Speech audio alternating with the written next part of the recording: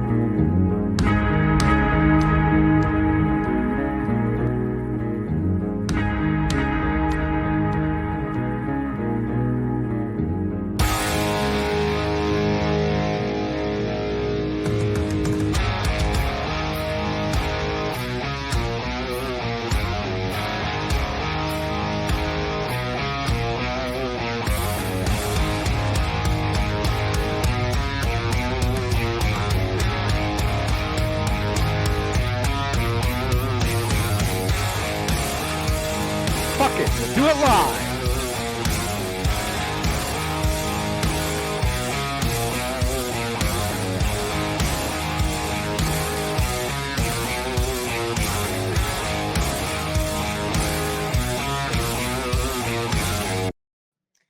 And we're back with both of these evil scumbags. I'm glad they're both right here on the Crucible to engage on this wondrous topic tonight. Counterpoints, how you been? How you doing?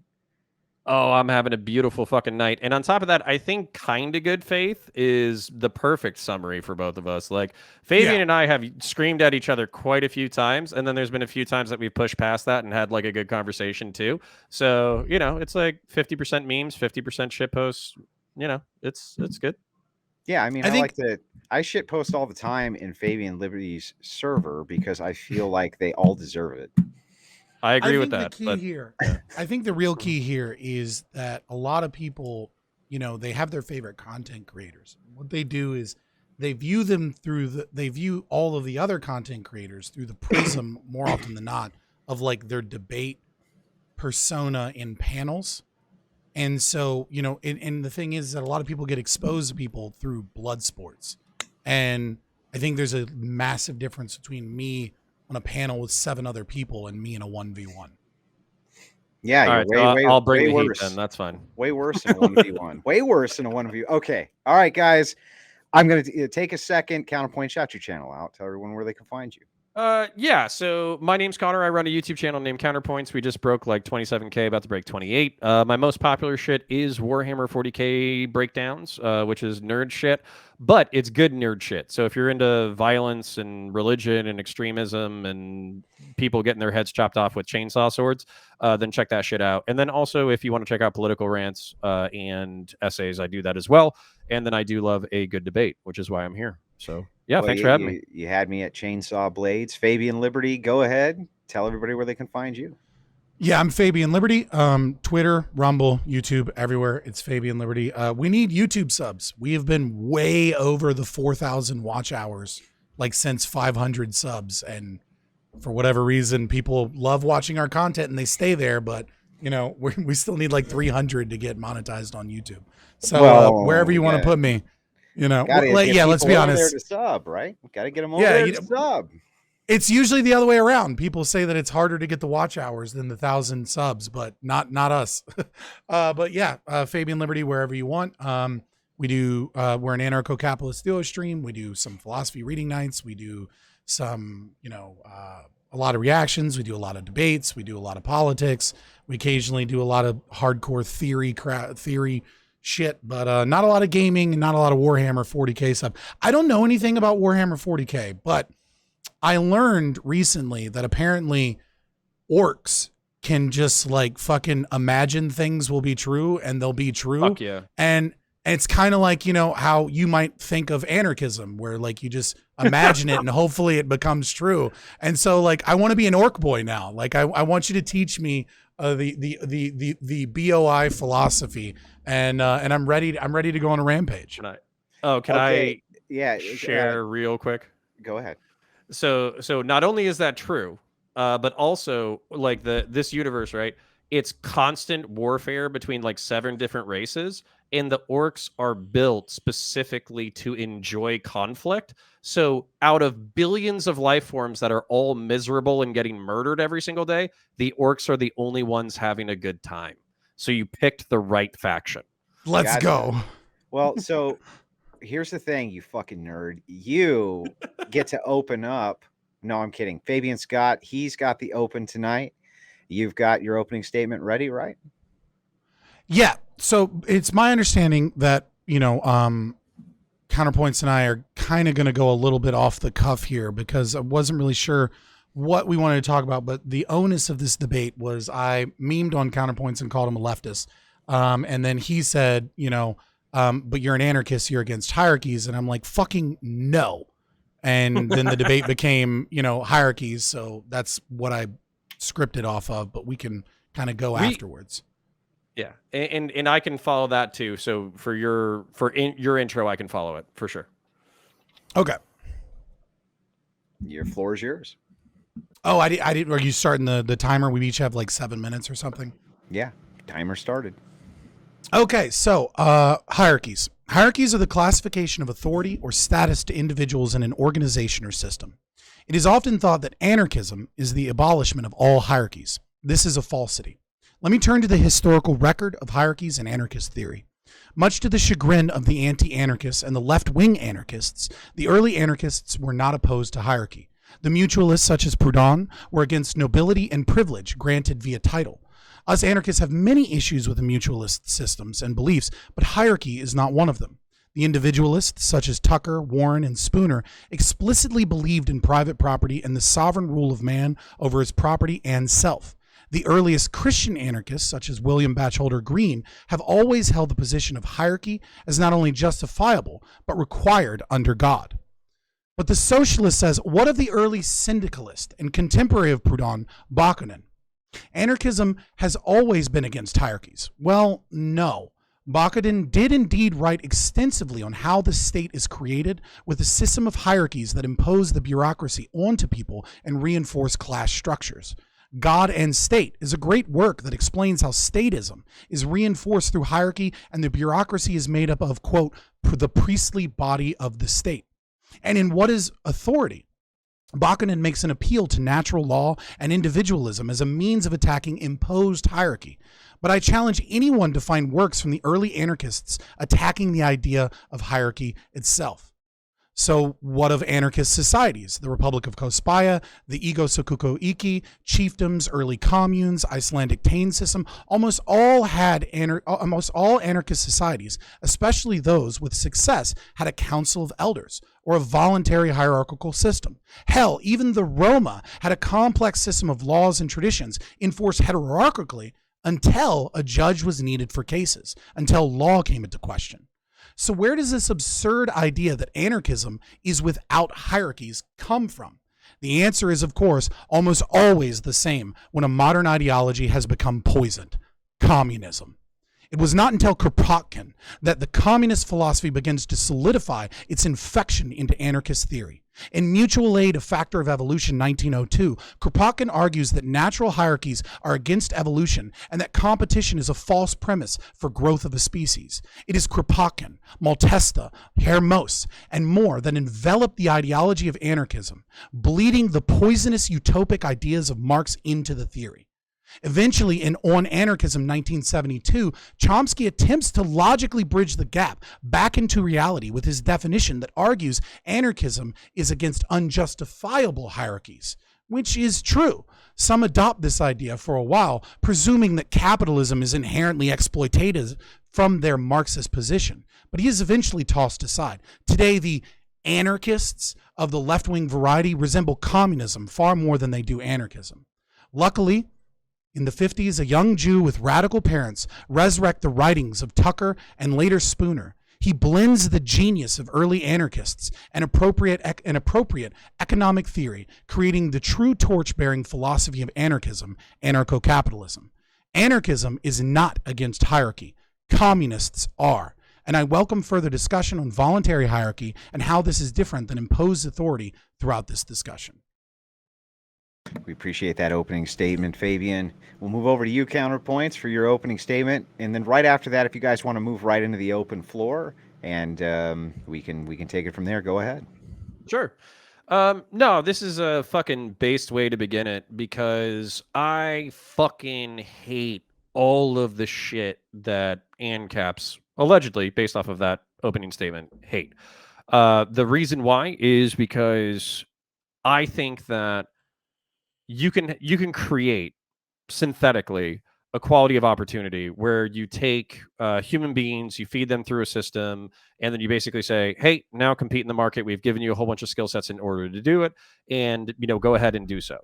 But I think that to pretend that all of these people, through all of the idiosyncrasies of personality, like whether or not they're hard workers, whether or not they wake up early, whether or not they like sleeping in, what kind of job preference do they prefer, whether or not they want to serve in security or retail or restaurant, or they want to be in industry, or they want to do tech, or they want to do aerospace, or they want to do this or want to do that.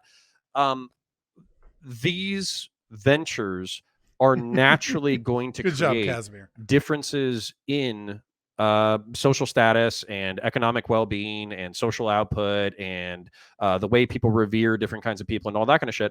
In trying to force everybody into an egalitarian framework, I think is a fool's dream. And I'm happy to hear it dismissed as a fool's dream so early. Anti-statism is kind of where we defer. And the reason why I was kind of laughing during our little Twitter sparring match, which started this whole debate, is left versus right dichotomy is oftentimes associated with the French Revolution and like anti-monarchism, and the right wing being a defense of institutions and the left wing being pro-people. When we're talking about, like, I view myself as being supportive of the proper function of certain institutions. I do believe in the state because I think that when there's breach of contract or violence or risky behavior or something like that, you do need somebody who's outside of the situation to render a relatively objective judgment on the scenario. And then I do believe in the church to some regards, not because I'm a religious person, but because I think that religion in particular is a great vehicle for communicating socially beneficial and advantageous behaviors that continue to get the species to thrive. And then I'm trying to think of like another social institution that I support. But if you're talking about the police or military or the church or any of that kind of stuff, these are all things that I support. And as a result, within the French dichotomy of being anti-institutionalist, I think I would be viewed as right wing. I don't know where the accusation of me being left wing comes from, except for like I'm okay with black people and I don't want trans people to all kill themselves, and I want the gays to not feel like they have to hide in the closet. I know that's very cringe in conservative circles, but I don't view that as necessary to right-wing philosophy.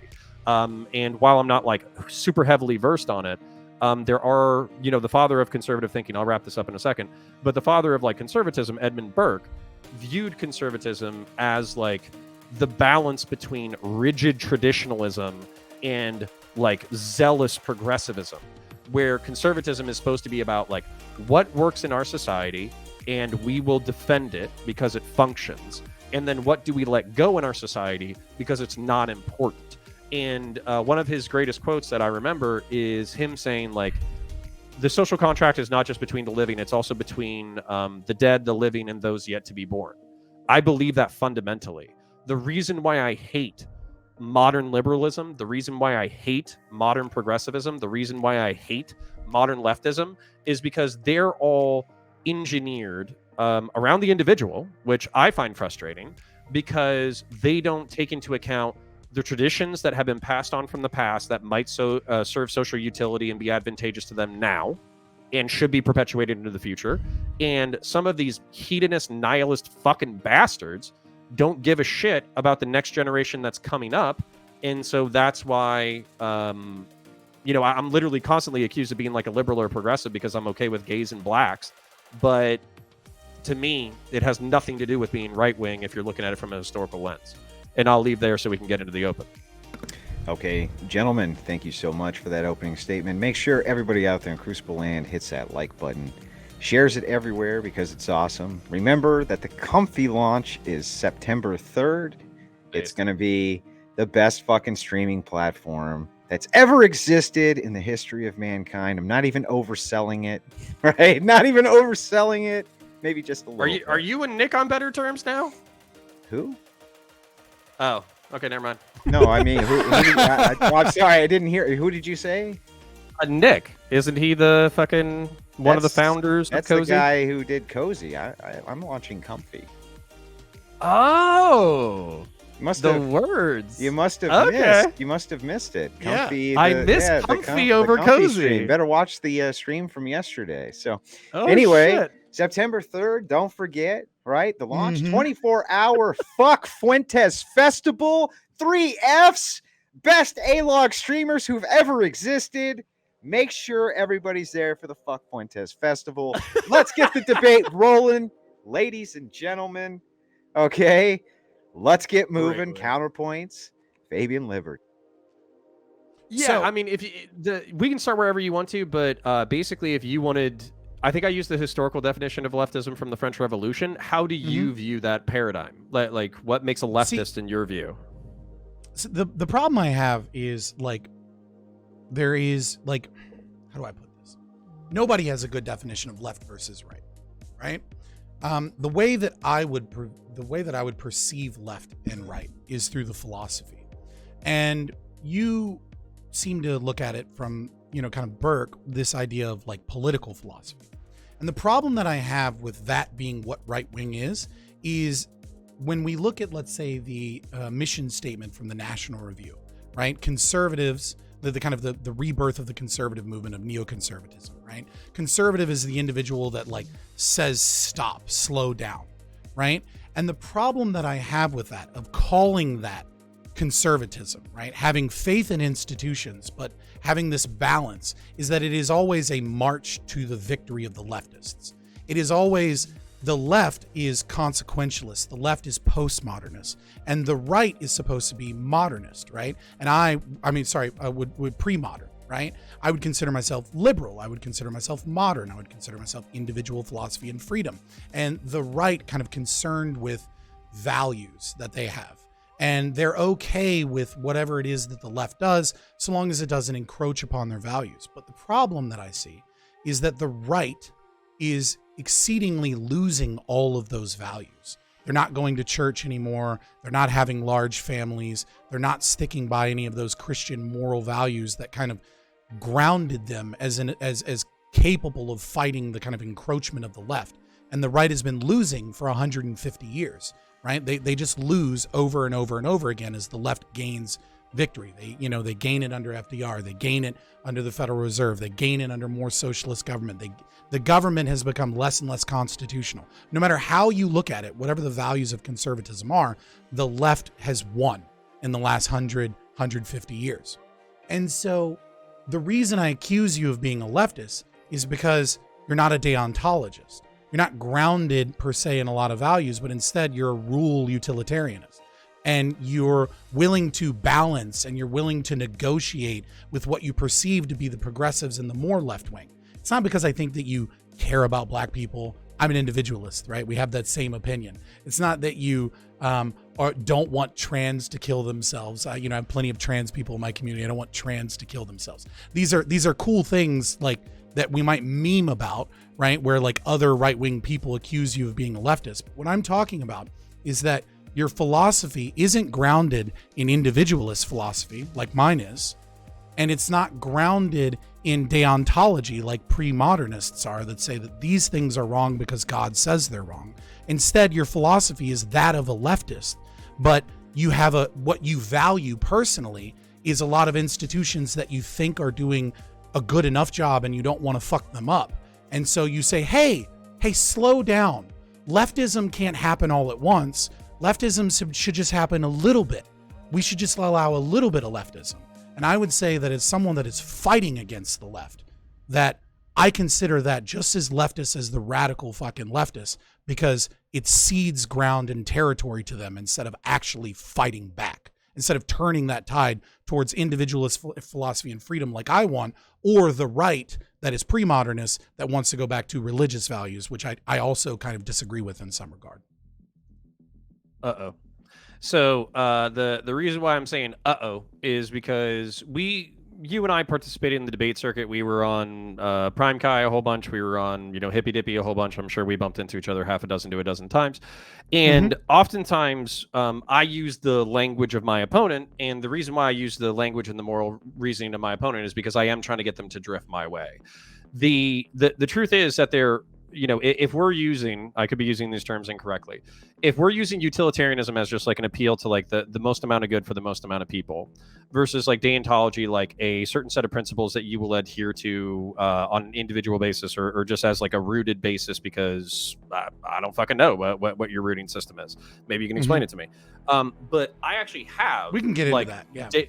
Yeah. I have deontological breaks with what would you call utilitarian frameworks. One of them, the key one being the death penalty, by the way. So for instance, like I don't give a solitary fuck. Like I'm actually getting a little worked up just thinking about it. I don't give a solitary fuck what utilitarian appeals there are for Anders Breivik or fucking serial killers to continue living in the fucking prison. Walk them out back and fucking put a 45 caliber fucking round in the back of their head. By the state, by the way. Okay? The state should do that after a rigorous fucking judicial process. Hold on, pause. I love that you say by the state is like your version of in a video game. Yeah, but I'm let the government serious. do it, then it's okay. Let the government do it. I think for TOS, then it's okay. But at the same time, no. But I'm saying, like, if you know this person's 100% guilty of heinous fucking crimes, I don't see any kind of like I don't give a fuck about whatever stupid fucking leftoid goddamn lab coat study you have that says that letting serial killers fucking live is better for society. I don't give a shit. Fucking kill them. And so the point is that and then also on like an individual basis, there are things like you could come to me with actually I think this would be rooted from a utilitarian standpoint, but you could come to me with like half a dozen studies that say like, oh, actually being promiscuous and doing whatever the fuck you want and having like multi-household families and all that kind of stuff actually shows on an individual level that you can be happier and you'll have all these statistics. Even if there wasn't a study supporting my position, my instinct would be no, fuck that.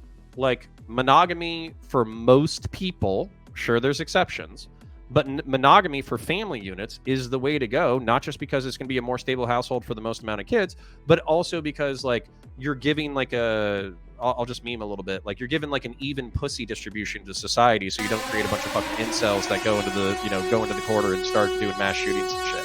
So there's plenty of like individual principled stances that I will yank out of the utilitarian framework. I'm not like rigidly duct taped to it, solidly.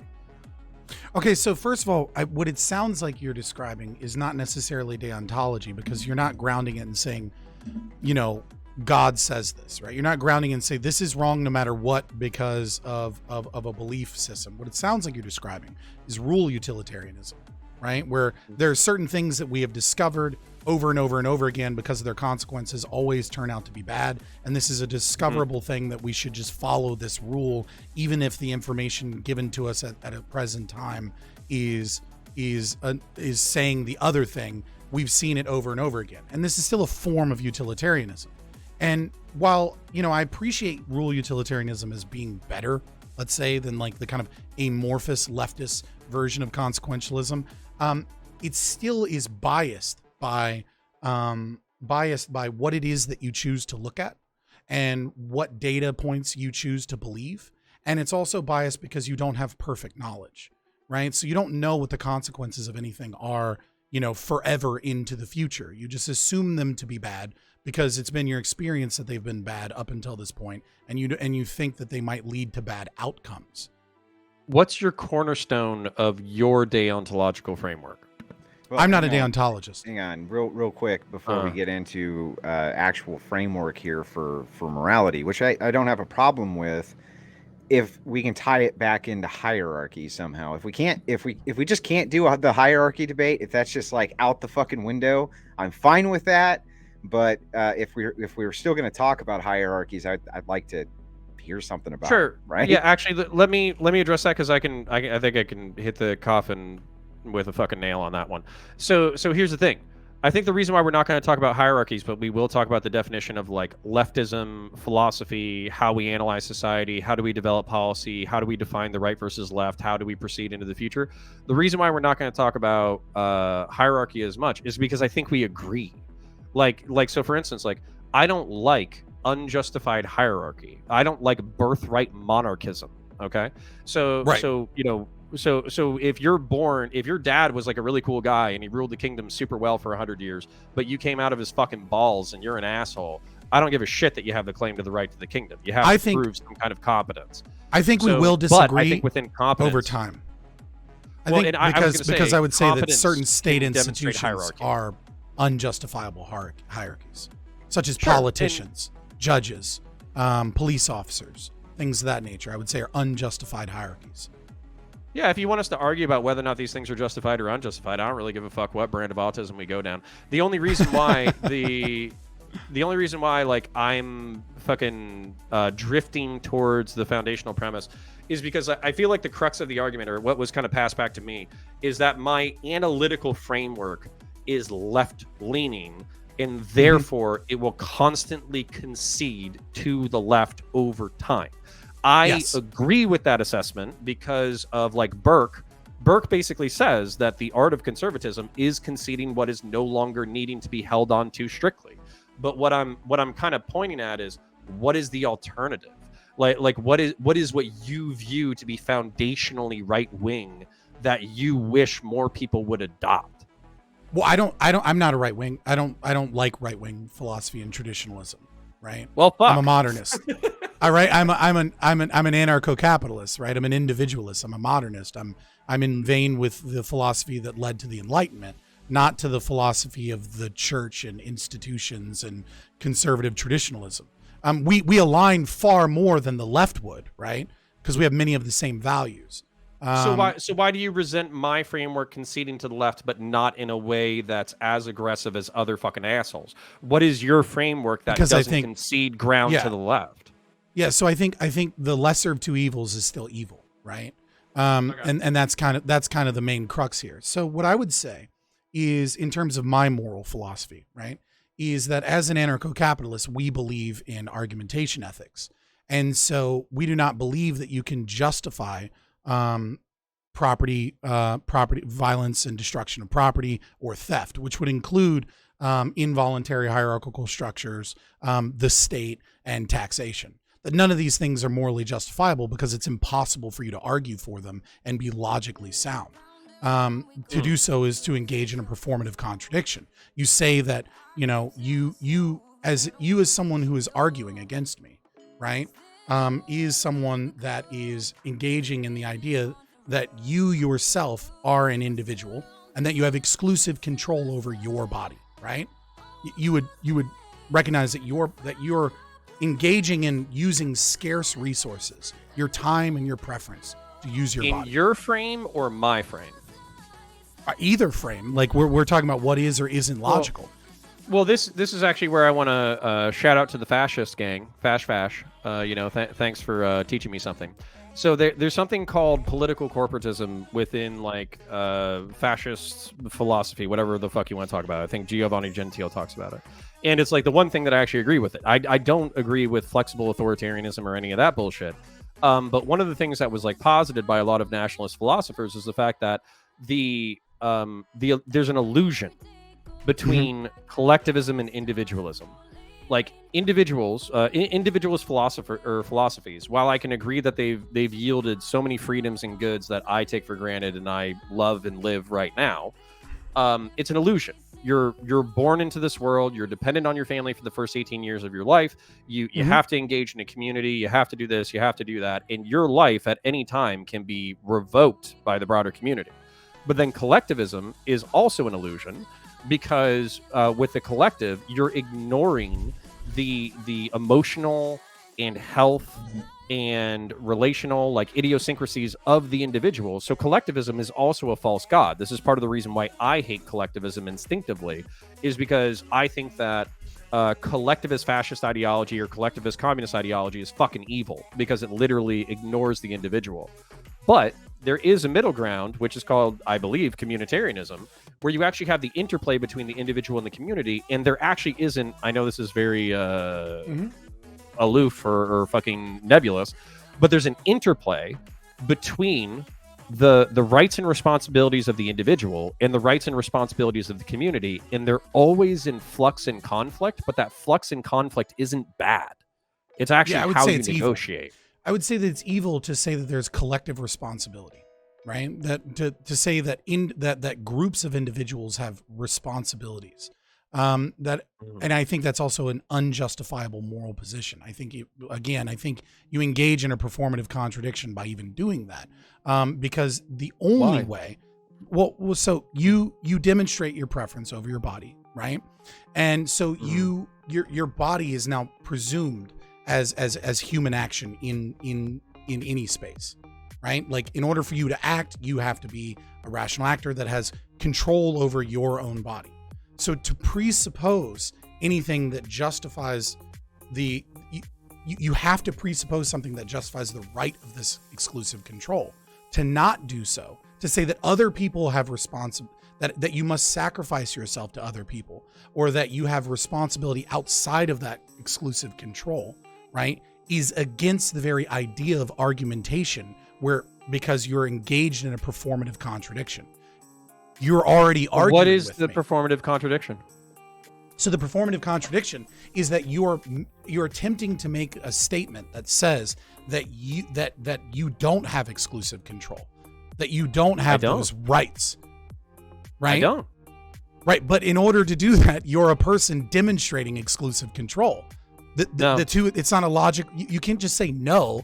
Like, it's not logically valid for you to say it. Well, okay. I mean, please explain how you're. Yeah, you can tell me how illogical it is in a second. One, I don't view human beings as like. I'm not trying to project a worldview onto you. I'm just giving you what's popping into my head. Okay. So I don't view human beings as like ephemeral, disconnected thought boxes that are able to create logic trees that then justify all of their actions. I view us as like stupid, shit-flinging fucking tribalist monkeys who have been murdering and raping each other for thousands of years, who accidentally took some shrooms and ate the right fucking kinds of fruits in order to develop brain patterns significant enough for us to have like philosophical and religious conversation. So I don't view this exercise as purely rational. I think it's an interplay between the rational and the irrational. For instance, like, I had to pee fucking 20 minutes ago. I didn't say I have to pee. What should I do? I'll stand up. I'll grab the door. I'll open. I just fucking walked and did it, right? Because I'm acting on instinct. I'm acting on a subconscious fucking instinctive level, right? So that's number one. And then number two, I don't think that I'm acting outside of this projection of autonomous control. If I were to go behave like, I could act in a whole bunch of autonomous control ways that would be absolutely upsetting to so many people. I could walk outside this and tell my wife, even though I haven't, that like I cheated on her or something. I get punched in the fucking face. I could take all the food and throw it in the fucking trash and say it was all rotted. My family would starve. Like, I could walk around outside and start punching people in the face and the cops would show up. There's a lot in not just like human interaction. There's also natural interaction. So nature can come and fucking take me out at any goddamn time. So there's a lot of in starvation, disease, natural disasters. All of these external things do not grant me full autonomy over my person. How? You're saying you say the upon environment, me physical demands.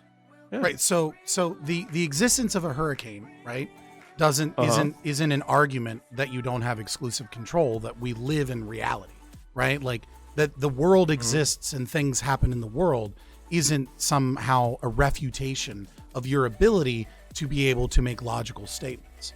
The problem here, right, is that by you arguing, right, and by you having a conversation, you're demonstrating that you have exclusive control of your body. You say, well, I walk outside and I punch somebody, right? Well, what that is that is aggression against that other person's right, presumed right to the exclusive control of their body. This is the formulation of the ethic of the non-aggression principle, is that what you're actually showing is you're actually demonstrating argumentation ethics by saying that, like, hey, I can say and do whatever I want to do so long as I'm not harming other people, so long as I'm not aggressing upon other people, right? And so the moral framework, if you will, of anarcho-capitalism is not necessarily putting forward a moral framework like the Marxists do or like the Christians do that say this is what is right. Instead, we are using logic to be able to break down what is not justifiable. That is why anarcho-capitalism is a descriptive legal system. And say if you're making a statement of a moral claim, we're simply saying, well, that moral claim must follow logic or it is untrue. It is an impossibility proof. And so you can't actually justify via argumentation without invalidating the logic to aggress upon other people. And in fact, you kind of prove this by saying, I can't just go out and punch some other people. I can't like harm other people. Now, could you, let's say, tell your wife that you cheated on her? Yes, you could. And there's no legal reason for us to be able to stop you from doing that. And if it's true, you probably should tell your wife if you've been cheating on her, right? But what anarcho-capitalism is doing is it's not necessarily giving you an ought. What it's giving you is a system that can invalidate other people's oughts. Marxism being one of them. Okay, we should probably follow that logic of invalidating other people's thoughts because I feel like we're going to get wrapped around an axle here. But for me, the reason why I'm not agreeing, but I'm willing to move into like something else, that way we don't repeat ourselves, is this is not my understanding of biology or psychology. So for instance, like with biology, I'm not just the autonomous voice within my head that like shoots dialogue out of neurons. That's not just who I am. I am also a body. I am also made up of billions or trillions of gut bacteria that literally affect my mood. Also, when we're talking about like rational individuals participating in a logical framework and therefore invalidating whatever, it's like, dude, I could be fucking schizophrenic or goddamn bipolar. Just because I can put a sentence together doesn't mean that like I disagree with you, doesn't mean that I'm outside the purview of forwarding like a rational fucking sentence. But at the same time, my rational or logical frame wouldn't necessarily follow going forward, because if there's like an irrational or biological flaw in who and what I am that fucking affects my logic train, then we're talking past each other. And here's another thing too. But you're not really invalidating anything. What you're saying is that humans are fallible and that we have environmental flawed pressures. And irrational. Right. Yeah. Absolutely. But we still have the capacity for reason. And it is that capacity for reason, right, that I think you would have to. So hold on, let me actually switch this to a question. Do you think that a moral claim can be true if it is illogical? Because that is what you are arguing, is that it is okay that it is an illogical claim because humans are not rational actors. Okay. Sometimes I'm tracking what you're asking me. I would just have to see the break in logic. So for instance, like, and this is where we might need to move to, I'm going to invalidate the oughts of other people. The reason why we might need to move here is maybe I would agree with you if I understood the oughts that you have invalidated. For me, the oughts that we're kind of discussing in this conversation can't be invalidated because of morality. As far as I understand morality is just the analysis of good and bad, right? Right. So if there was a child... I'll work with that definition. That's fine. There's a lot of definitions. Okay, well and if you want to give me your definition in a second, that's fine. As far as I understand it, morality is just the analysis of what we humans deem as good and bad. So for me, if there is a child that's starving in front of me and I have the capacity to give them food that will save their life, my moral ought to that external party is going to require that I feed that child. It's not an option. Like, I understand, like, I could say, like, no, this is my food, fuck you. Like, I get that. But the moral, whatever the fuck you want to call it, the moral system overrides whatever fucking autonomy that you're saying I have. I'm really glad you brought that up that example, right? Because under argumentation ethics, right, we would not invalidate either action that you take in that position, right? It is not an act of aggression to not feed the child. It is also not an act of aggression to feed the child voluntarily, right?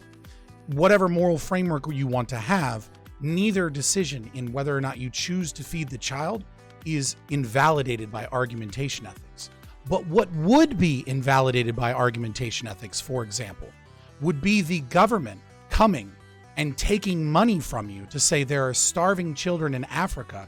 We must take money from you in order to feed these starving children. Trust us, we'll totally do it in an efficient way, wink, wink. And it won't end up being given to princes or other rich people and totally not trickle down, whatever it may be. Even if it was done effectively, even if it was perfectly done, right? We would say that that is invalid because it requires that you violate the rights of that person's property, that you go to them and by threat of violence, steal from them their wealth and their labor in order to fund this thing. But if you personally want to feed that child, there's nothing wrong with that. And all, like, we can't say, we can't invalidate that, but we also can't invalidate via an act of aggression in argumentation ethics, you not feeding the child, which means I can't use violence against you. I can't put you in prison, and I can't use the power of the state or whatever to say you didn't feed that child. Now you belong in jail. What I can do is I can say you're a shitty dude and I don't want to hang out with you and I don't want to do business with you because I know you're a shitty dude. See what I'm saying? Sure. Let's follow this out because I kind of see where I could play out a hypothetical that I feel most people would argue. And then I'm wondering where you're going to take it, basically. So yeah, go ahead. Let's pretend we're fucking Vosh's Coconut Island, right? Okay. So there's fucking there's 6 fucking people. One of them is the person who shows up first, and he says, "Hey, listen, I know how to collect coconuts in a super efficient way that's going to make us all survive, et cetera, et cetera. But you know, we have to sign a contract where I'll teach you my methods, but after I teach you my methods, you got to I'll give you enough to sustain yourself, and then I take the rest." Okay. Now, through this, at this time, voluntary contract, because the only thing that is affecting these people is just the environment, you know, just hunger. That's the only thing that's affecting them, which is going to affect everybody all the time. So they basically sign this contract in perpetuity, and they basically agree to this distribution of affairs. A few years go down the road. They're all collecting coconuts. They're only getting sustenance. They now have kids and families and shit. There's a starving kid right there. And the guy who has the fucking coconuts basically says, "Hey, you signed the contract. I didn't say shit about your kid. This is my property per our original agreement, and I'm not going to fucking give you enough in order to sustain your kid. And frankly, I don't give a fuck if your kid starves. Feed him out of your fucking lot, figure it out. And on top of that, Frank over here, if you try to violate my property, if you try to take my surplus coconuts, I'm going to have Frank fucking crush your goddamn skull because that's an act of defense, not an act of offense. And if you take my property or you try to threaten me with violence, then at that point, I'm just doing self-defense." How are you going to deal with that? Because this literally Frank bashes your head in. Well, okay, right. And so that's how we deal with that. I'm happy you jumped on that without hesitation. So I was going to say, society, the community says, we're going to appoint Steve, and Steve is going to make sure that we have enough coconuts to feed our family. And Frank, if I try to beat up the owner or if I try to steal shit, or if I try to beat up Frank, then Steve is going to come kick my ass. But Steve is going to make sure that I have enough to fucking eat and sustain my family, while that guy over there still makes shitloads of fucking coconuts. Right, and this Like, is like why, so. this, So this this is kind why I of say where you're a we're leftist, at right now. This is why you're a leftist, right? Because you're looking at like surplus value, which is like a Marxist analysis. That's what you're doing. You're creating a Marxist analysis of surplus value, Profit and saying, capitalist. no. Yeah, it's surplus, right? Like, is that like you're looking at the fact that it's inherently exploitative? This is a Marxian analysis that you're doing, right? So you're 100% giving me your analysis via Marxism and communism. Welcome to becoming Doesn't a mean communist. it's wrong. Right. Okay. Right. Exactly. Which would make you, I feel like, wouldn't be that crazy for me to call you a lefty if you're saying, well, I mean, the communist analysis isn't wrong here. But anyways, can we pause? Let me deal with the analysis. Can I pause real quick? The reason why I would give you pushback on this is because communism and socialism are solutions, right? So communism is like a moneyless, stateless, classless society that we have in a post-scarcity world. And they're socialism, prescriptions. I wouldn't call them solutions. Okay, sure, whatever. And then socialism is supposed to be decommodification of basic human need and workers owning the means of production. I hate both of these. I think they're fucking stupid. I think they're utopian. I don't think they're going anywhere. I think they're counterproductive. They're not in line with nature or human society. So I understand. So, and then there's also a difference between descriptive and prescriptive. Descriptively, I can agree with Marx that you're a fucking dick and you should give enough coconuts to your fucking worker. Not you specifically. The guy who has 10 billion fucking coconuts should give enough coconuts to his coconut harvesters that his kid doesn't starve to death. I could agree with Marx on that, while still not thinking communism and socialism are the next step. Right. But that's, I just wanted to point out that I wouldn't be that crazy in saying that your philosophical way that you interpret things is sometimes leftist if you then give me like a surplus value Marxist interpretation of the situation. So what I would say is that the hypothetical too, right? Profit? Yeah, but that's not the same thing as what you're describing. What you're describing is like the positive rights of these new individuals to be able to eat and the inherent exploitation of their labor based off of a previous contract that they voluntarily signed, and that surplus value of their labor needs to be redistributed so that everyone can be able to survive. I'm a little stoned. I think you're inferring a lot from a couple of words, but it's okay. I don't think I am. But anyways, let me actually make my argument against your analysis, right? Sure. So the problem with your analysis is you say, let's fast forward a couple years. Dude, a lot of shit happens in whole families and children, right? When we fast forward a couple years, what you have is one private property owner that homesteaded the island. He was there first, right? He knows an efficient way of getting coconuts. He understands the island. And then a second plane crash happens. Like a year or two later, he's been living on this island. It's his island. He's got a whole system. And now a whole bunch of people show up and he says, this is my island, but you know what? I could use some help, right? I'm going to sign up a contract, right? And teach you all the ways that I've done shit in my property that I own, right? Well, over time, the island grows, right? And families start to occur and people have children. And yet this one private property owner over the years has not renegotiated any contracts, has not tried to figure out anything. Instead, what he's tried to do is be somewhat authoritarian in the usage of his own private property, which is his right to do so. And you say, well, it's starting to cause all of this my because people don't have what they need to sustain themselves. And what you're saying is that my moral system says that these people can't steal from the man, right, that signed the voluntary contract. And that he has a right to defend that property. And I agree. But the situation is that this is not a rational situation for him. We're dealing with an irrational actor.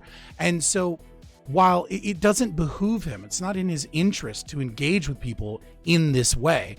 And while, yes, it is wrong to steal from this person, it's a very hyper kind of situation that you're drawing out. The problem is what happens when we take these ideas in a Piagetian stance to the greater society. And what you get is you do get communism, right? What you get is the idea that some people have more wealth and that some people are doing really well demands that we take some of what they have for the greater community. What you just gave me was a justification for welfare, for enabling poverty, for the slowing down of the economy. You just gave me via your small analysis, once you bring it to the nation state level, a justification for socialism. And the reason is because your philosophical framework that you used was a Marxian analysis. And what I'm saying is, yeah, you might not like it, but the private property owner is sovereign over his property. He signed contracts with individuals that came, and then they decided to have children, and they decided to have sex on that property, and they decided to have families, and without any negotiation or anything, brought children into this world, and now they want to use violence to steal from this person and say that they have a right to resources that they did not homestead, and that they utilize the fact that this person had all of that knowledge in the first place. I would say that that is evil. That their inability to control themselves and their inability that is evil. And what you're doing is you're using a Marxian analysis when brought out to the larger framework is just a justification for socialism in our society. And I don't want socialism. You claim to not want it either. But when it gets into the nitty gritty and you create a hypothetical, you create a hypothetical from a socialist philosophical position. And I think that really keys into the problem, because you're not axiomatically grounded in certain principles that fight against that socialism. Okay. This is where I'm having a problem, but I think you can at least understand what I'm going to say. I hope so. I'm trying to think of how to phrase it in a way that's logical but doesn't just like affirm what you just said in a way that never mind, I'll just start. So the point being that, like, from you use logic and morality and evil and all that kind of stuff within your framework and all that kind of stuff, and we have different moralities. We just do. And if you want to call it Marxian, if you want to call it fucking socialist, you want to call it whatever, that's fine. If you prefer, I can stop saying evil and just say unjustifiable. I'm not offended. My issue though is that I would view the original homesteader as an irrational actor, and and people act like this all the fucking time. So like people in the real world act like this all the time. It's mine, leave me alone, like all that kind of shit. And within this thing, let's say that he didn't have any kids. He was getting older. He needed people to take care of himself, et cetera, et cetera. But he was still having this authoritarian grip, and he hired Frank in order to enforce his property rights. And meanwhile, just up the block, there's people who enable his wealth under the original contract, and they're fucking starving. When you said choose to have kids, when you said choose to have a family, choose to have sex, choose to do this, choose to do that, all of these things for me are... I'm not saying like within the realm of like rational control where you can override your base instinct drives, but I would say it's like almost inhuman understanding of human interaction. One of the most important drives that we have as a species is to fucking propagate. So just because some people opt out of it doesn't mean that everybody else has to. And even if there was like like I would say there's a right to fuck and propagate your genes, because it's one of the most base biological drives that drives not just humans, but every living creature on the planet. Okay. So for me, he would be an irrational actor, and it would only be a matter of logic within like a very scarce, narrow hypothetical where they're only on like an acre wide island, that eventually, because he's an irrational actor, he will be deposed by force. And that you can say that's immoral or evil or whatever, but I think that there's also different morals and evils that are occurring with people basically starving that don't need to starve, people that are dying that don't need to die. And I understand that you're saying that this is like a rawly Marxian analysis, but I don't think it is at all.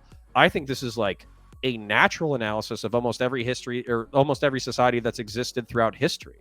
The whole reason why we've had kings, security apparatuses, knights, nobles, governments, police officers, military, all that kind of stuff, is to attempt to enforce some level of justice and fairness within the frame of like human society.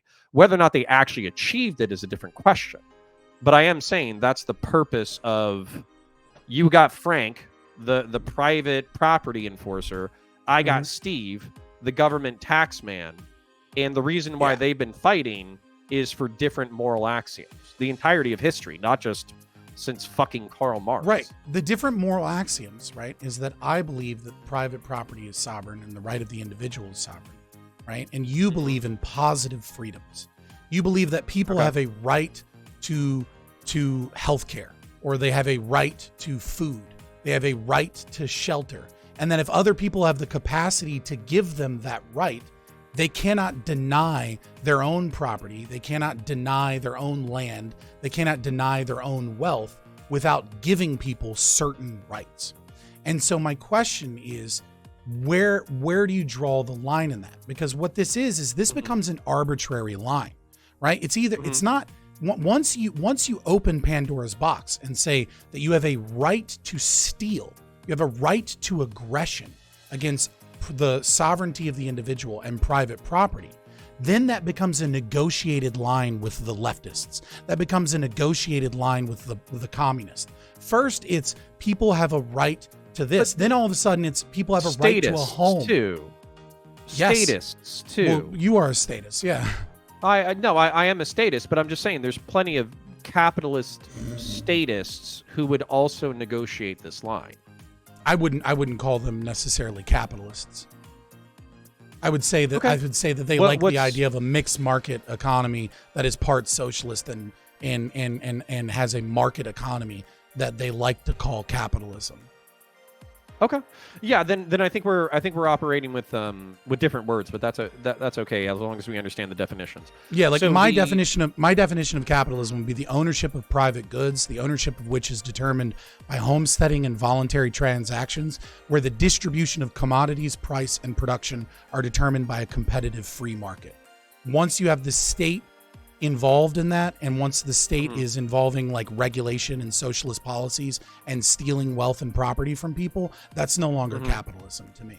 That's just saying I like capitalism whilst negotiating with leftists and their philosophy to erode capitalism towards the eventual annihilation of Western society and all those institutions that you love once the revolution occurs.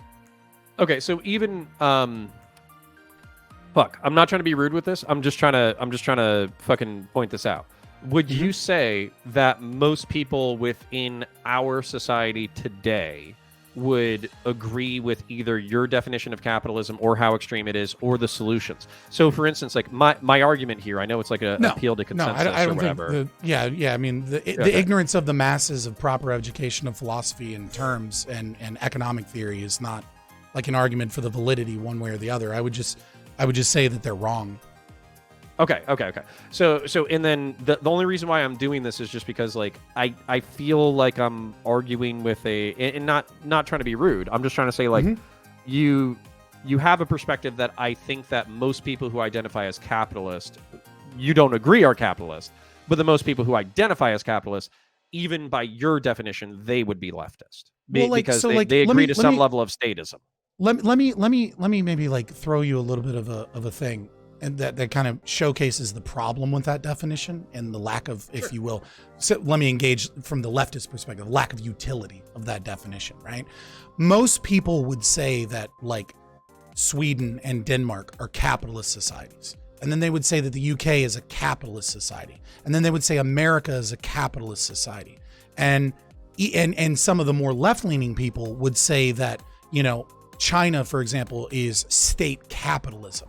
And once you start taking all of these economies that are wildly different in the way that their markets are run and the way that the regulations are enforced, I think what you realize is that the definition has been watered down to such a degree that capitalism basically means any market economy that isn't controlled exclusively by the state, or where the workers don't own the means of production, which is kind of dangerous because the very term capitalism is a Marxian term to begin with, right? It's a pejorative that we've lovingly embraced. So the fucking... All right, so we kind of did hit on a moral conundrum that we're just going to fundamentally disagree on.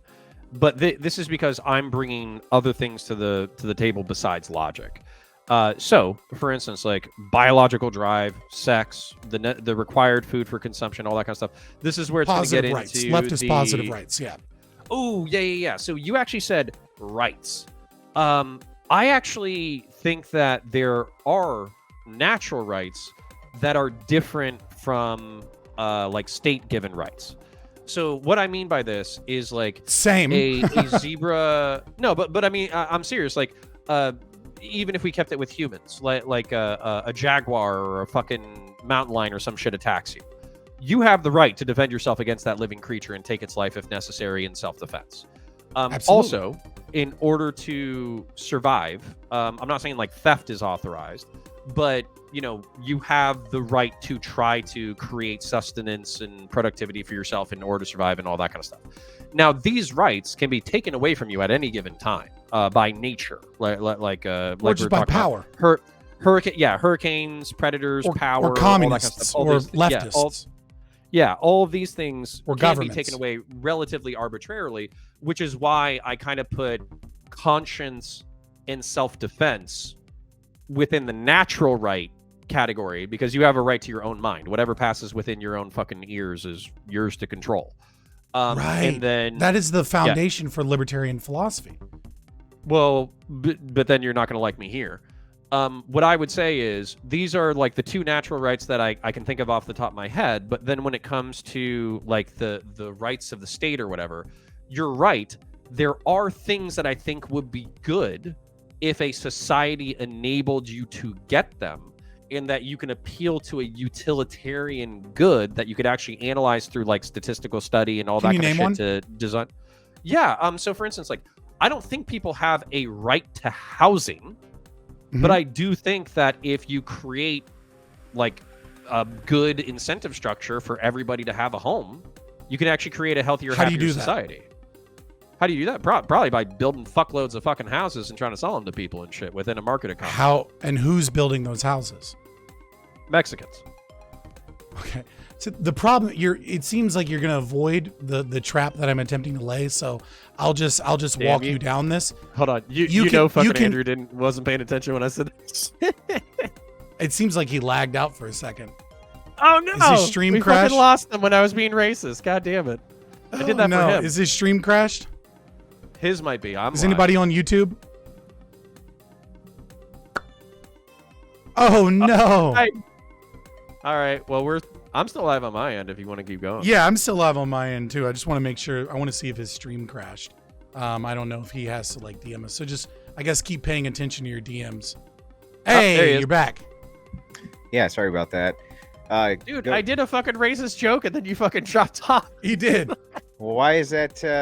I don't understand. Why would that be something that stopped for me? No, it didn't. It didn't stop for you. It's just I literally said that shit and then you dropped off and I was like, damn, I thought I would have got at least a fucking chuckle. What was the joke? So Fabian fucking asked me. Yeah, sorry, go ahead. No, I asked you. I said, well, who's going to build those houses? Because you said that it would be better from a utilitarian perspective, right? To give housing to certain people or to create the market incentive structure. Hold on, let me catch him up on the racist joke, man. So hold on. So who builds the houses? Right, yeah. And then when he said who builds the houses, like we were walking down like a very straightforward logic train, and I was like Mexicans, and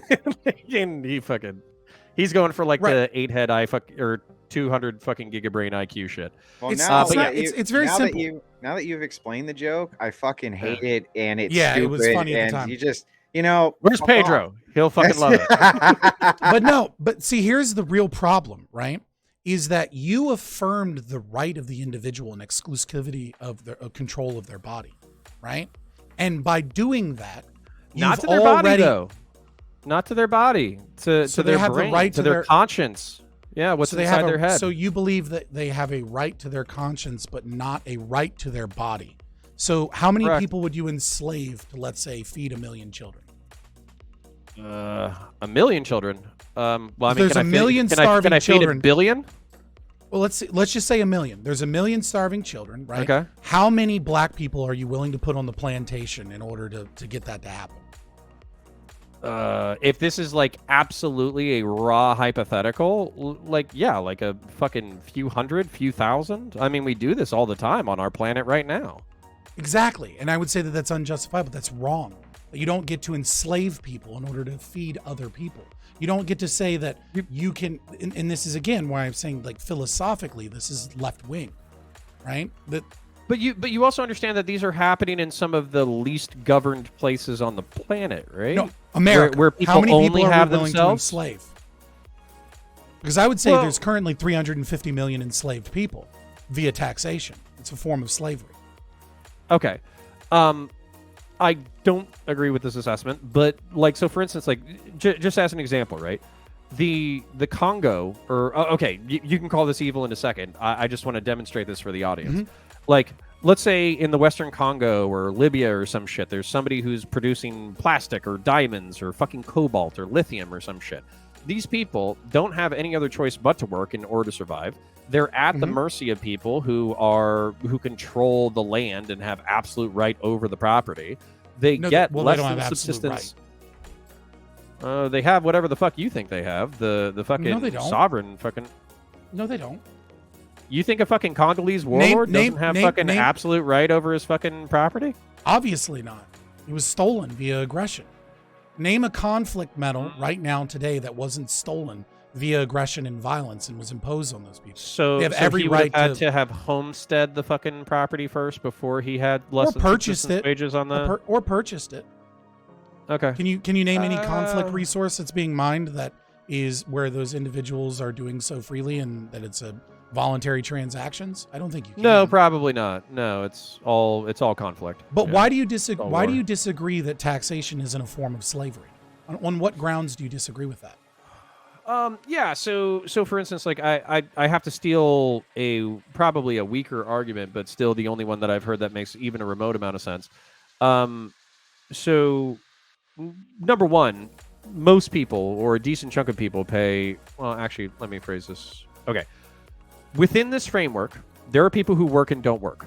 So there are children and the elderly who don't work under the system because they're subsidized by everybody else. And so if you were to say that they were compelled in order to fucking do something on a day-to-day basis, no, they're not. They're being given something that doesn't compel them at any time. Why would I say that I would compel old people or children? I don't understand how that's Can you back up? I'm saying that there's different classes. Yeah, there's different classes of people within a taxation structure. The people who get like welfare benefits or Medicare or Medicaid or fucking retirement or early childhood education.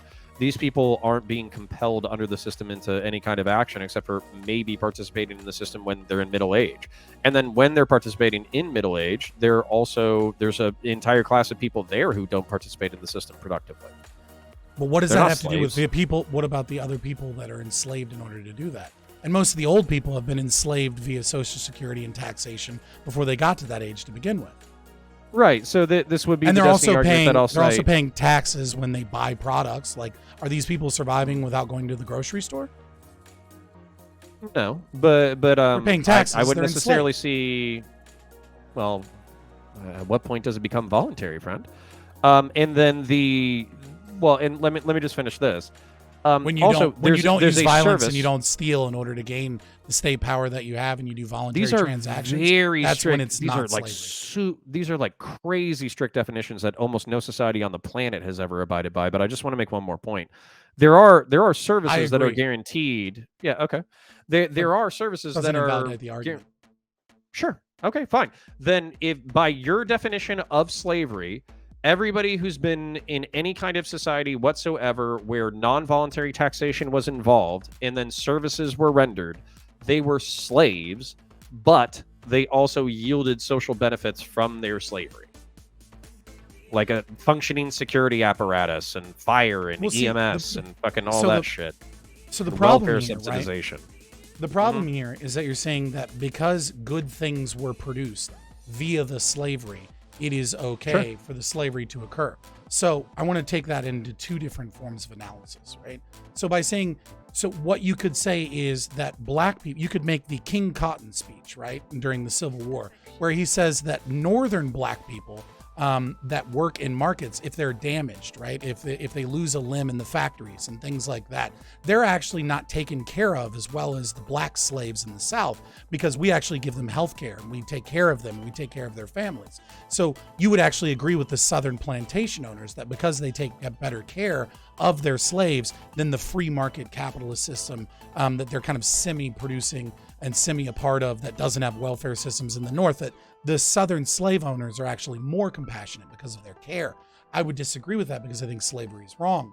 But more so, hold up. So let's actually break this down a little bit, because I get that might be a functional dunk in any other thing, but I'm gonna follow this through. Okay, if there are people in the North, okay, let's travel back to 1864 or some shit, and I'm not saying this is actually what happened historically. 1860. I'm just saying. Sure. Yeah. Okay. So let's say that this is reality. Okay. Let's just say that everything that I say for the next 2 fucking minutes, even though it's not real, let's pretend it's real for a second. If there was a society in the North that was heavy industrial, that had less than subsistence wages for its people, and basically treated them like fodder, sent them down into the coal mines, sent them down into heavy machinery, all that kind of stuff. They lopped off limbs. They fucking let them breathe in coal mining dust. They fucking made them breathe in lithium and sulfates and all that kind of bullshit. Scorched their goddamn lungs, paid them less than subsistence wages, and then took their fucking corpses and threw them along the side of the road. And they said, fuck you. This is a free negotiated system. You work for less than subsistence wages. I contractually don't owe you anything. Eat a dick. I hope you starve and die. And then there was a fucking Mary Poppins version of slavery where this guy literally owned people, but he gave them fucking lollipop candy and licorice every fucking day, and the work hours were 3 hours a day, and they got food, and they got shelter, and they got health care, and they got dental care, and they got fucking retirement, and they had early childhood education, and their kids were doing well, and they had fire and EMS, and they weren't being brutalized. And that was the fucking 2 goddamn situations. Yeah, you're goddamn right. The latter is better than the former. Like, well, the former assumes a certain level of slavery in it, right? So what you did is you said they were given less than subsistence wages. So how is it that they were able to negotiate those things via less than subsistence wages? See, what because like when you stupid and irrational, and they need to eat, so they'll do whatever the fuck they need to in order. Well, if they need to eat, yeah, right, then they're getting subsistence wages, right? First and foremost, bro. You don't right if they're working voluntary jobs, right, and the entire process is voluntary, right, and there's no government taxation, then what we can see, you can see this in Black Rednecks, White Liberals with Thomas Sowell and things like that, that when left out of by the government, that many black societies in the 1940s and the 1930s were doing far better without the government interference. And so when you say this example that you give, right, is that there is this massive atrocities and exploitation of their labor by the entire society, and that they're not paid enough to survive, and yet they're voluntarily doing the jobs. Again, time and time again, as you set up your analyses, you use a Marxian analysis in trying to set up these hypotheticals. Like, dude, just say fucking left-wing fucking analysis or some shit. I don't like. And by the way, like, the fucking point that I would have made as a counterpoint was fucking 90 goddamn seconds ago. You can say Marxian and socialism and communism all the fuck you want, but you have a niche definition of capitalism that excludes 98% of the fucking people that function in the society. You have a slavery definition. Hold on. Has no utility. I think it serves plenty of fucking utility. 98% of the fucking population uses my goddamn definition. Less than 2% use yours. It doesn't matter. I'm not done. No, I'm not even close to the appeal to authority that most people use a definition that describes every goddamn form of market economy that isn't like full-blown Stalinism or communism does not give it any fucking utility because it doesn't describe anything. All it describes is not except for Stalinism private ownership of the or fucking communism. means of goddamn production, which is actually like a relatively good thing to know. Does the state own it? Do individuals own it? Do you own your house? Group ownership? Is it a cooperative? I own it along with the fucking bank. I have a mortgage. And along with the government that charges you property taxes. You don't own it. Something that I do. If we use your definition of capitalism, then it isn't capitalism. People just say it is because we have an illusion of private property. People own business. It has everything to do with fucking business relations. What the fuck are we talking about here? Try and start a business without paying taxes. You don't have private property in this country. That is a fucking wild take. But anyways, I want to back up. True to one. Something. Okay, let me back up. The point being that you're bringing up like all these fucking horrors of like I don't even think you've actually brought up the horrors of like socialism or communism or how I could fucking address them in order to get these dismissed. Here's part of the problem with the conversation. What? Hey, am I the only important person here now? Yeah, apparently it's just you. Okay, I'll be the only important person for a minute. So basically my frustration with this fucking shit is like I literally have no fucked fucking me up by throwing me clue. on screen. I was like, dude, he's preparing me for like an epic fucking patent speech, and all I got is just fucking bitching. Yeah, I literally have no clue. It just bugged out. All right, well, I don't have a patent speech. All I fucking have. I mean, we can is, talk about the horrors of communism if you want, but I feel like we'll agree. Yeah. So basically what I was going to say earlier, though, you were talking about like me kind of biting the bullet from a Marxian analysis perspective or whatever. It's like, yeah, that's because my frame includes like human well-being as like a fundamental thing. Like I think that we're born on this fucking planet. We have limited lives. We have biological fucking functions that are required in order to get by. Oh yeah, I remember exactly. Dude, you're acting like there hasn't been worse than slavery conditions in free markets. Like the fucking sugar plantations. Yeah, the fucking coal mines in the 19th century, or the lithium mines in the fucking 19th century, or phosphates down in Florida. Those aren't free markets. So you can dismiss all of industrial activity for all of human history because they didn't exist outside of power frameworks. What does that fucking say about your analysis if it hasn't existed in all of history? Name a free market. I can name probably only one, which would be the Republic of Cospaya. Yeah, you got from 1440 I was about to say you have that. Yeah, you have that Fuck one the example. Republic of Cospaya. I'm so tired of the hearing Republic about the of fucking Cospaya. Republic of Cospaya. Right, but see, no, 300 you want to motherfuckers stretch for 60 years in the middle 1400s. I'm going to pin you to the fucking wall. Three rival military powers. I'm going to pin you to the fucking wall because I don't agree at all, but I'll listen. You say that these things occur under a free market. So you don't even want to use the capitalism definition that has no utility. You want to use free market, which is basically my definition of capitalism, right? And then you want to say that these things occur as long as definitionally we're okay. But the problem is that you're describing times when the state exerted massive control. That police were moonlighting and beating the shit out of individuals that were protesting so that they could have better. Think they couldn't have found private cops? The Pinkertons were fucking private. And what happened during those things?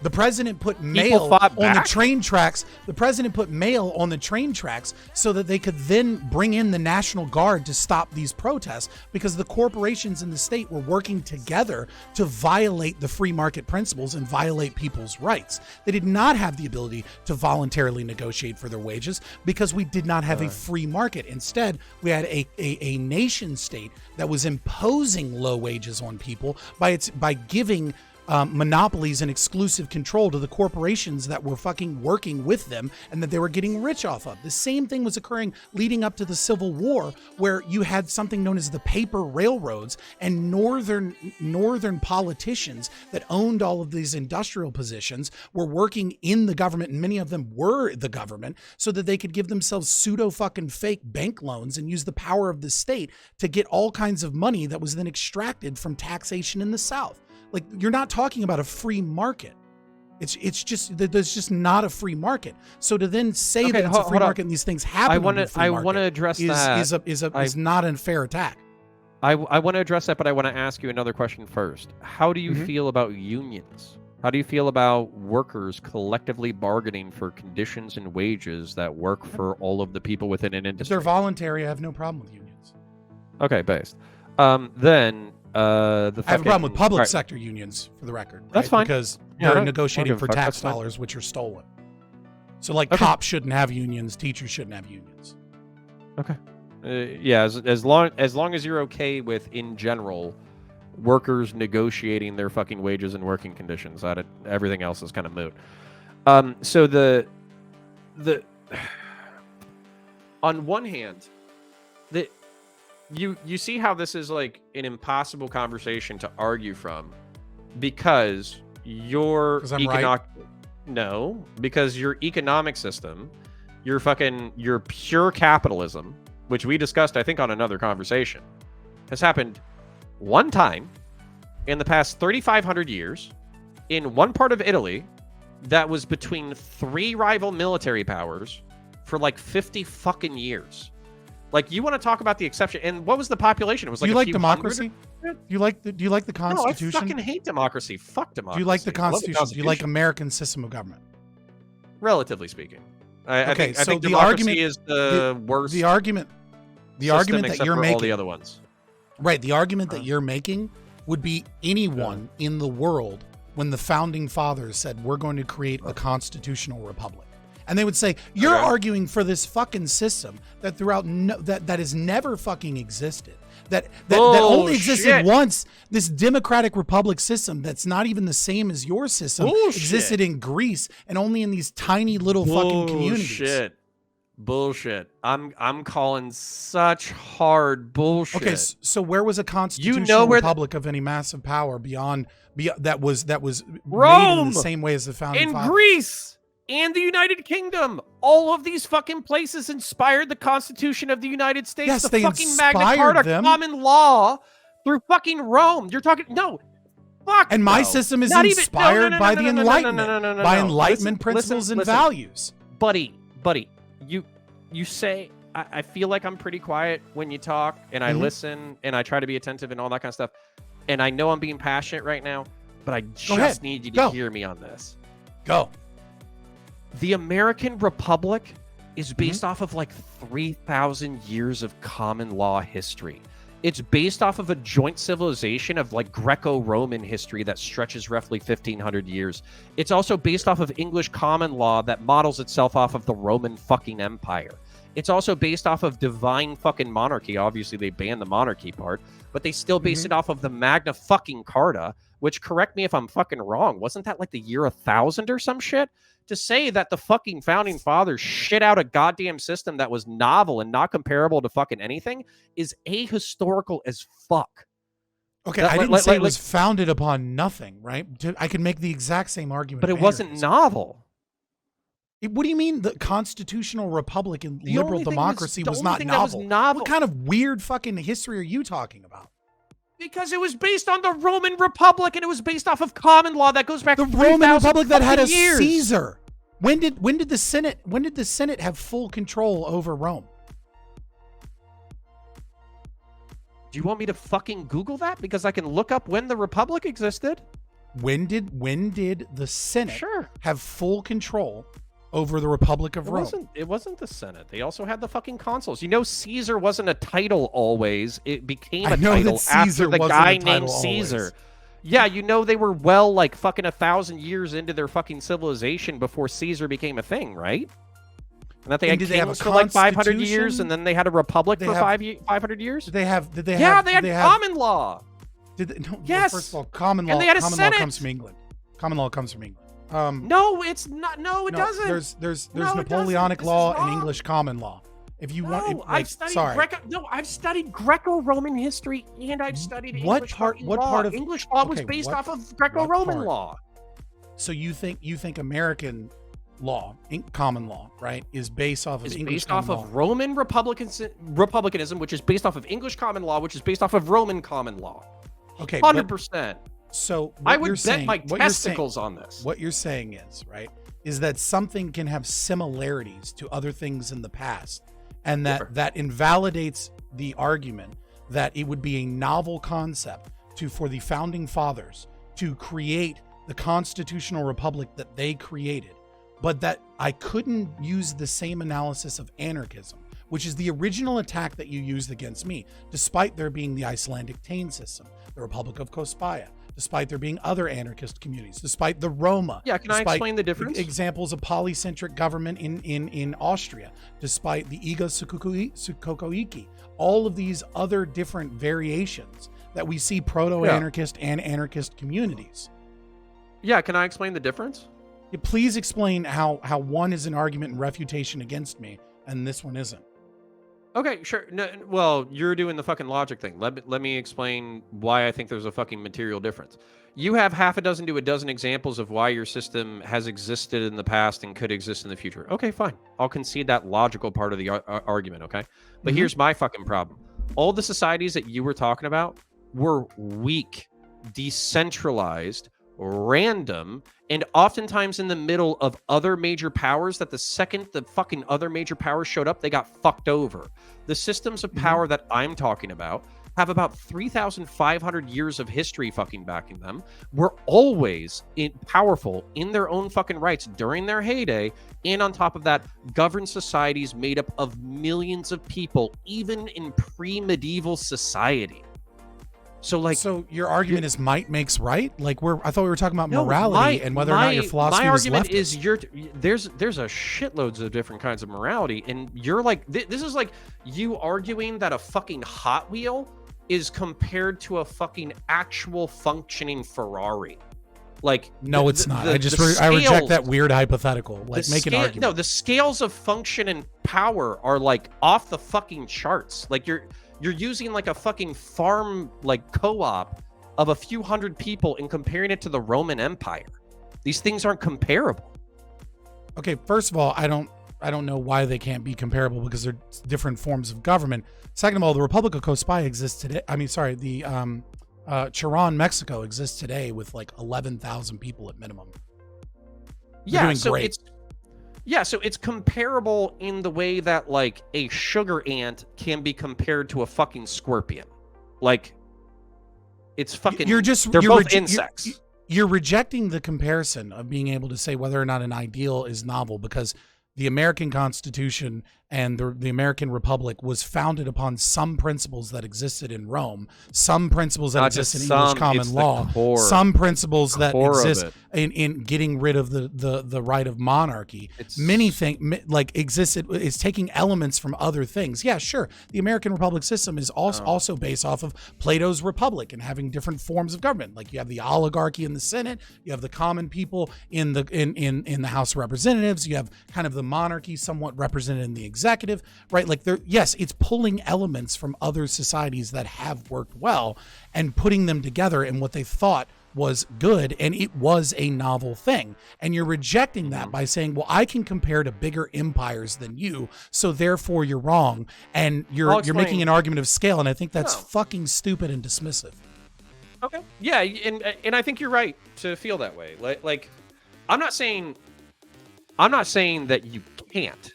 Okay, maybe in some fucking hypothetical universe where all of us fucking agree that your ideas are correct, and then we all sign on for it. Maybe I don't know. Maybe 500 fucking thousand years from now. Maybe. Hey, you know what? You found your the great Fabian Liberty. It's about the Fabian strategy, and you would love it because it comes from Fabius, from the first guy that defeated Hannibal. Right?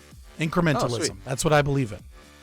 Okay, actually, doing things slowly and bringing the market slowly to get us to a better place.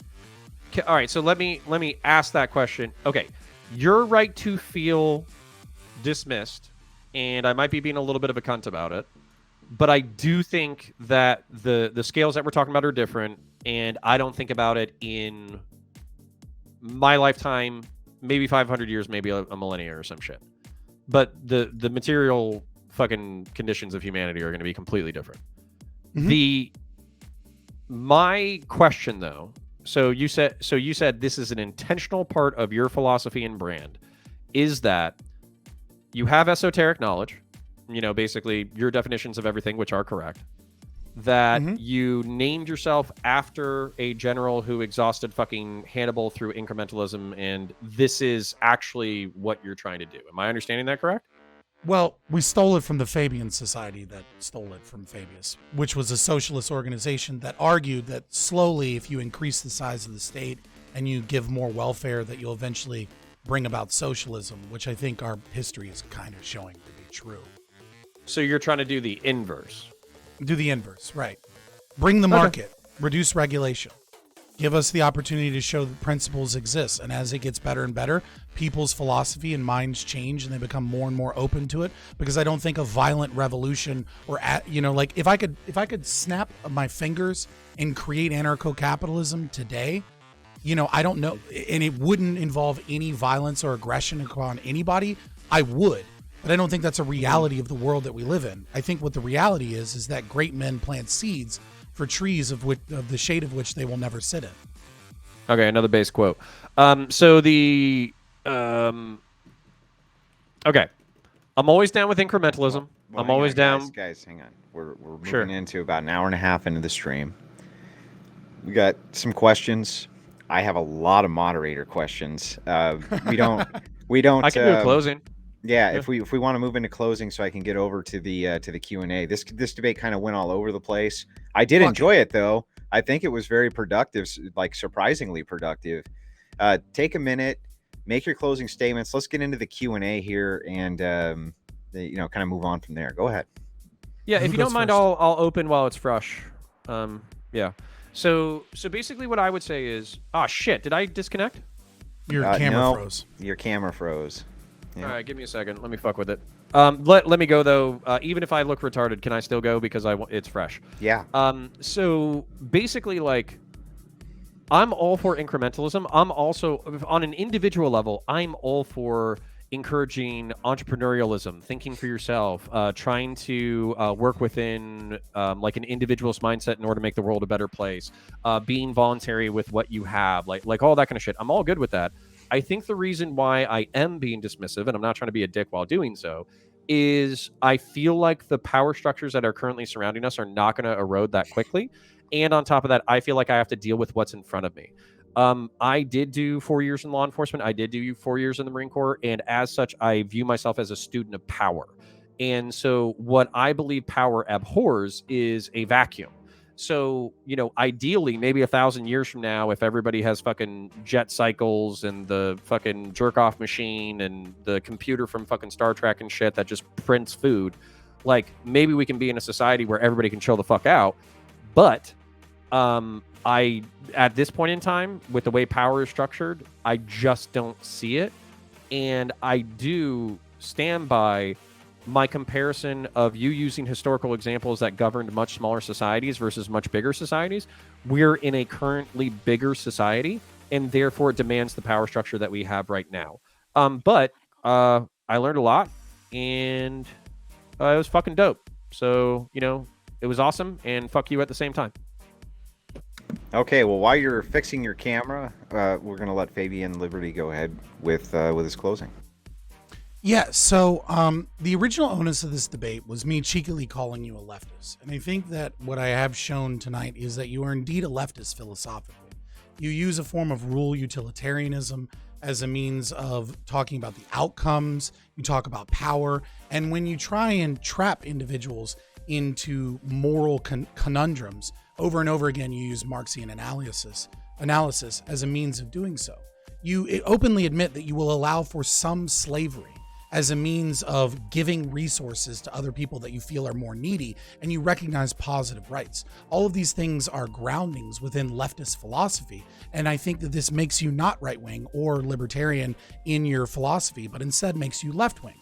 But you believe that you are right-wing, and the reason you believe so is that you say that the institutions that we have are necessary, and that might makes right, and that the reality of the situation is that we can't strive or that we can't immediately do the good because the material conditions on the ground do not allow us to do the good. And instead you advocate that we have some sort of conversation with the left to accept some of the things that they deem right.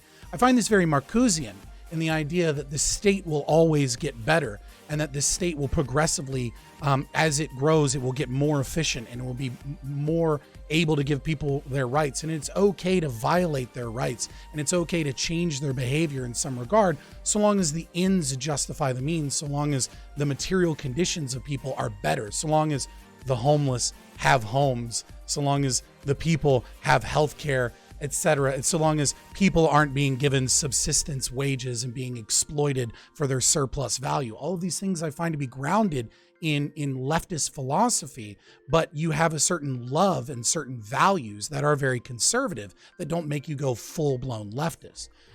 You recognize consciousness, and you recognize that you have exclusive control over your consciousness, but for some reason you believe that there is a breakdown between that exclusive control of your consciousness but not your body itself. You believe that your body is somehow owed to other people, that your body can be enslaved via taxation so that other people can have positive rights. And this too I find to be a morally unjustifiable position that you engage in a performative contradiction by saying it, but also is just wrong. I don't think that you get to have slavery as a means of giving other people things. If a homeless person shows up at your doorstep and says, may I come in? My car is broke down. I need your help. I need some food, and I promise I'll leave tomorrow. You know, I would say that it is a moral man that gives that individual his couch. But the problem is that once you start saying that it's morally justifiable that that person must do that, that what you actually do once you take the Piagetian game forward is you enable the homeless, you enable the lecherous, you enable the thieves, and you slow down society and you force altruism as a means of crushing the individual for the collective, and devoiding our society of individual responsibility and devoiding our society of the ability to achieve great things and move forward in the future. So I think that I've made a somewhat decent argument that while, you know, you do have some good values and you have some conservative leanings and you're a good faith, you know, kind of debater, I think you are grounded in leftist philosophy, and that without things being grounded axiomatically in principles that are important and morals that you can actually justify or say where they come from, that you will eventually lose to the Marxists, that you will not get that incrementalism that we talk that would be based as fuck. Instead, what you will get is incrementalism in the other direction, because you're constantly negotiating with them without a moral framework to back that up. At the very least, the Christians have a deontological position, a line in the sand that says, fuck you, no, I will never go beyond this line, because they have a moral framework that fights against Marxism. But as our society loses those things, all of the degeneracy that you don't like to see in society is the very fact that we have lost those moral things. We have lost those groundings, and instead we're negotiating.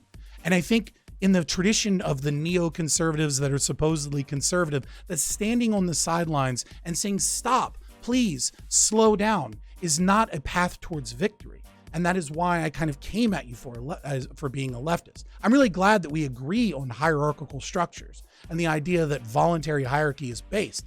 My issue is that your argumentation actually argues in favor of unjustifiable hierarchy.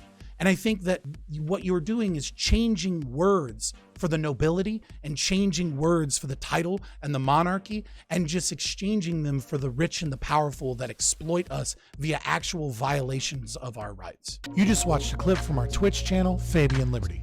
If you like content like this, please like and subscribe here on YouTube, or go ahead and give us a follow on twitch.tv/Fabian Liberty.